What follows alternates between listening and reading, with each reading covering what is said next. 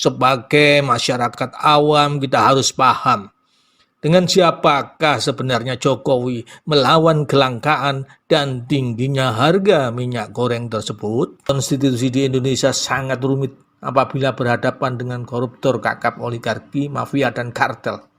Kalaupun ada pihak-pihak yang menjadi tersangka, nilai kerugian negara yang besar tidak bakal bisa kembali karena cukup mereka diadili dan ditahan dengan fasilitas memadai, yang penting kasusnya selesai.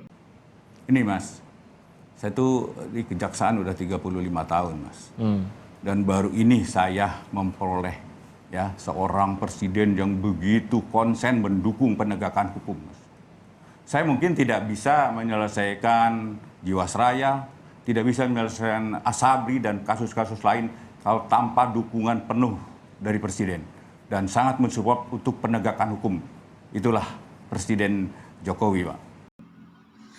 Harusnya kalau pencabutan larangan ekspor CPO sudah dilakukan dan persediaan bahan baku minyak goreng sudah melimpah untuk kebutuhan nasional, maka pemerintah tunjuk BUMN sementara sebagai distributor tunggal untuk kemasan bersubsidi.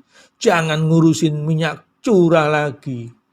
Bikin kemasan polos tanpa branding, cukup diberi barcode yang menunjukkan kode wilayah distribusi yang ditunjuk dari Sabang sampai Merauke, khususnya untuk pemenuhan pasar modern. Harga 16.000 tidak masalah kalau nantinya bisa menurunkan harga keekonomisian harga minyak goreng branded yang ada di pasaran.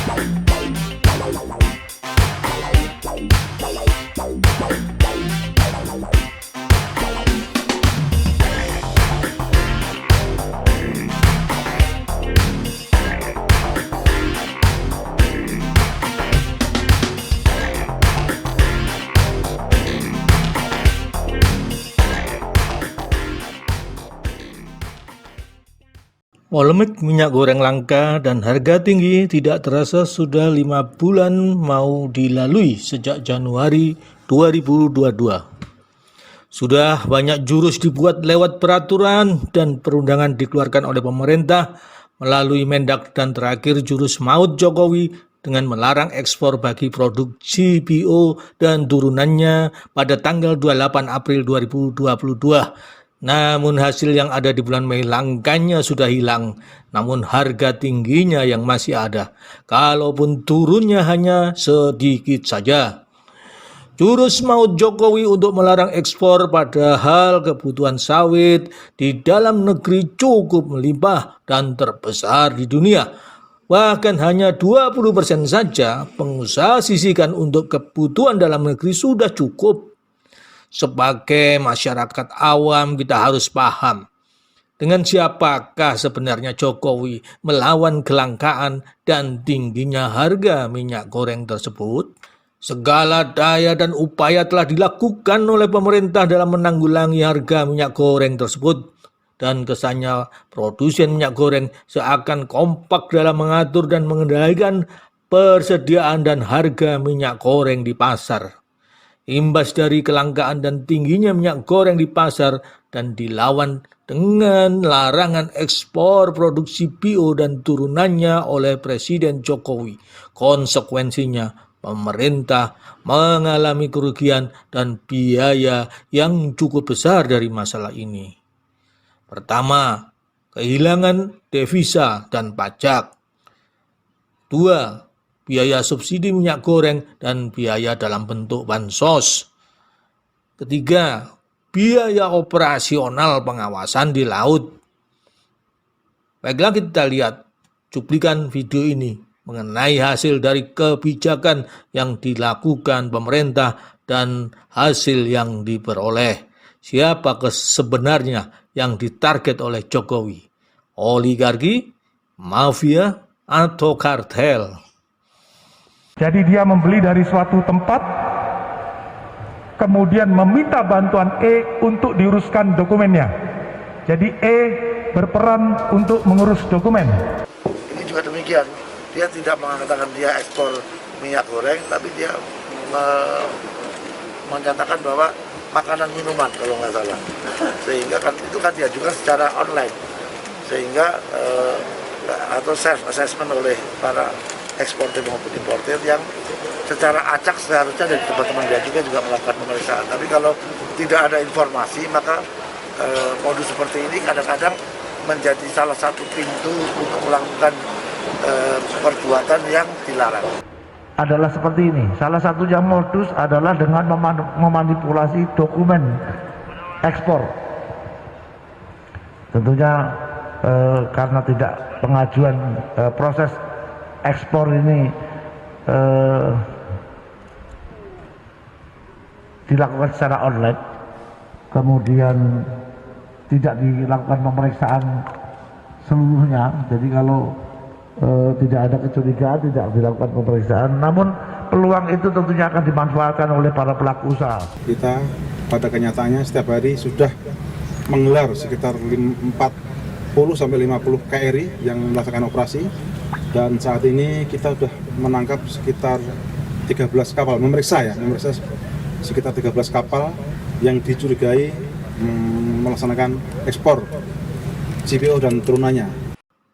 Kita lihat keterangan dari Bea Cukai seolah dengan self-assessment dengan pendaftaran online seolah merupakan kelemahan dari pengawasan. Harusnya tidak demikian.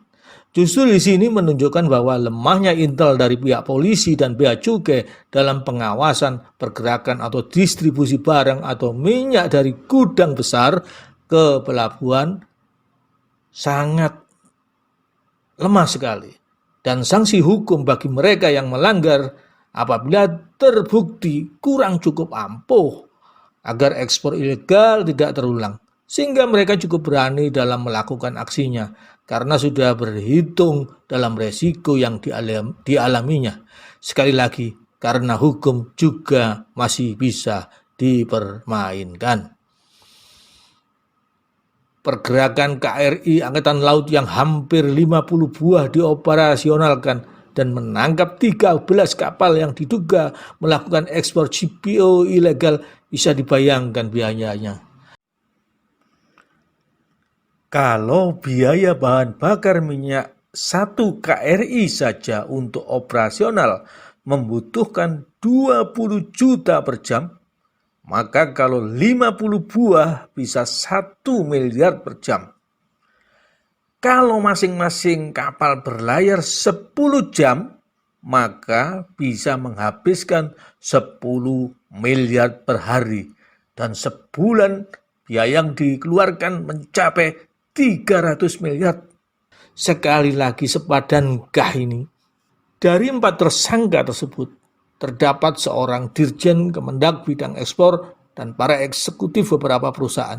Di sini jelas bukan hanya sekedar koruptor saja, bisa karena pengaruh oligarki atau mafia. Baiklah, kita lihat video tersangka berikutnya. Selasa, tanggal 19 April 2022. Jaksa penyidik telah menetapkan tersangka dengan perbuatan melawan hukum. Yang dilakukan tersangka adalah: 1. Adanya permufakatan antara pemohon dengan pemberi izin dalam proses penerbitan persetujuan ekspor. Kedua, dikeluarkannya persetujuan ekspor kepada eksportir yang seharusnya ditolak. Ditolak izinnya karena tidak memenuhi syarat, yaitu telah mendistribusikan CPO atau RBD palm oil tidak sesuai dengan harga persejualan dalam negeri atau DPO, tidak mendistribusikan CPO dan RBD ke dalam negeri sebagaimana kewajiban di dalam DMO, yaitu 20% dari total ekspor. Tersangka ditetapkan 4 orang. Yang pertama, pejabat Eselon 1 pada Kementerian Perdagangan bernama IWW, Direktur Jenderal Perdagangan Luar Negeri, Kementerian Perdagangan. Dengan perbuatan tersangka telah menerbitkan secara melawan hukum persetujuan ekspor terkait komoditi crude palm oil atau CPO dan produk turunannya kepada Permata Hijau Group, Wilmar Nabati Indonesia, PT Multimas Nabati Asahan, dan PT Musim Mas. Sementara itu, tersangka lainnya yaitu SMA, Senior Manager Corporate Affairs Permata Hijau. 2. Tersangka MPT, Komisaris PT Wilmar Nabati Indonesia. 3. Tersangka PT, General Manager Bagian General Affairs PT Musimas. 3 tersangka telah berkomunikasi secara intens dengan tersangka IWW, sehingga Permata Hijau Group, PT Wilmar Nabati, PT Multimas Nabati Asahan, PT Musimas untuk mendapatkan persetujuan ekspor. Padahal perusahaan-perusahaan tersebut bukanlah perusahaan yang berhak untuk mendapatkan persetujuan ekspor. Dari 4 tersangka tersebut, terdapat seorang Dirjen Kemendak bidang ekspor dan para eksekutif beberapa perusahaan. Di sini jelas bukan hanya sekedar koruptor saja, bisa karena pengaruh oligarki atau mafia. Baiklah, kita lihat video tersangka berikutnya. Pada sore hari ini saya akan menyampaikan perkembangan penanganan perkara tindak pidana korupsi pemberian fasilitas ekspor crude palm oil atau CPO dan turunannya pada bulan Januari 2021 sampai dengan Maret 2022. Pada hari ini, setelah dilakukan beberapa kali pemeriksaan sebagai saksi, tim penyidik Jaksa Agung Muda Tindak Pidana Khusus berdasarkan hasil ekspos yang dilaksanakan pada hari ini telah menemukan alat bukti yang cukup untuk menetapkan seseorang, yaitu saudara LCW atau WH sebagai tersangka. Tersangka di dalam perkara ini diduga bersama-sama dengan YWW selaku Dirjen Perdagangan Luar Negeri telah mengkondisikan produsen CPO untuk mendapatkan izin persetujuan ekspor CPO dan turunannya secara melawan hukum. Padahal seharusnya sesuai dengan ketentuan wajib memenuhi DMO 20%. Tersangka diduga melanggar pasal 2 atau pasal 3 Yunto pasal 18 Undang-Undang Nomor 31 tahun 1999, sebagaimana diubah dan ditambah dengan Undang-Undang Nomor 20 tahun 2001 tentang perubahan atas Undang-Undang Nomor 31 tahun 1999 tentang tindak pidana korupsi Yunto pasal 55 ayat 1 ke 1 KUHP. Kalau dilihat tersangka tersebut adalah, menurut beberapa informasi, adalah pihak konsultan yang disusupkan ke dalam jajaran Kemendak yang punya pengaruh cukup full power untuk mengatur kebijakan-kebijakan perdagangan minyak goreng, sehingga dapat lubang-lubang peraturan dan keputusan yang dapat menguntungkan sekelompok golongan tertentu dari pihak perusahaan swasta. Latar belakang dari tersangka Lin JW sudah pernah masuk di pemerintahan sejak zaman mulai menjadi Presiden Komisaris Dana Reksa hingga staf khusus Menteri era SBY dan Jokowi sampai tahun 2019. Lucunya saat menjadi tersangka, dia tidak jelas kedudukannya, namun punya kursi di jajaran Kemendak dan punya power. Di sini terlihat jelas di samping ada kemungkinan oligarki, juga terjadi mafia atau kartel menggunakan pseudomen dan tidak menutup kemungkinan alasan politik. Kemudian pertanyaannya, untuk menanggulangi kenaikan harga minyak goreng dengan peraturan DPO lah, DMO lah, dan larangan ekspor produk CPO dan turunannya hingga dicabut kembali larangan ekspor tersebut 23 Mei 2022 harga minyak goreng bisa langsung turun? Jawabannya tidak dan belum. Bahkan negara mempunyai resiko kehilangan devisa sebesar 43 triliun kurang lebih. Dan pajak diperkirakan bisa mencapai 6 triliun.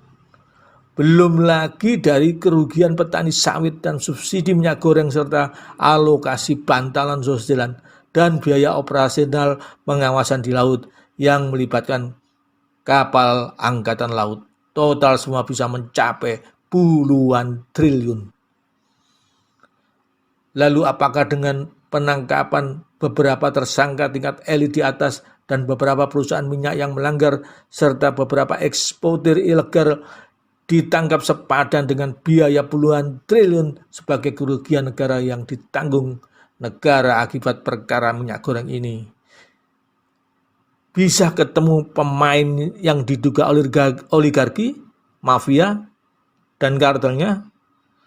Konstitusi di Indonesia sangat rumit apabila berhadapan dengan koruptor, kakap, oligarki, mafia, dan kartel.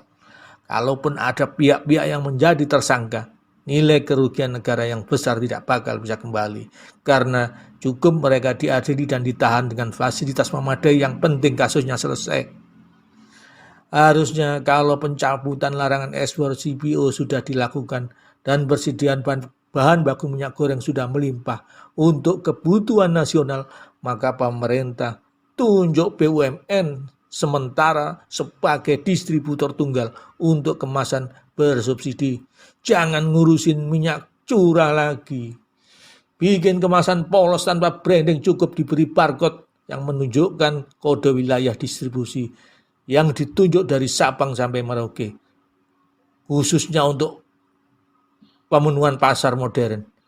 Harga 16.000 tidak masalah kalau nantinya bisa menurunkan harga keekonomisian harga minyak goreng branded yang ada di pasaran. Silahkan komentar bagi mereka yang beropini karena gratis.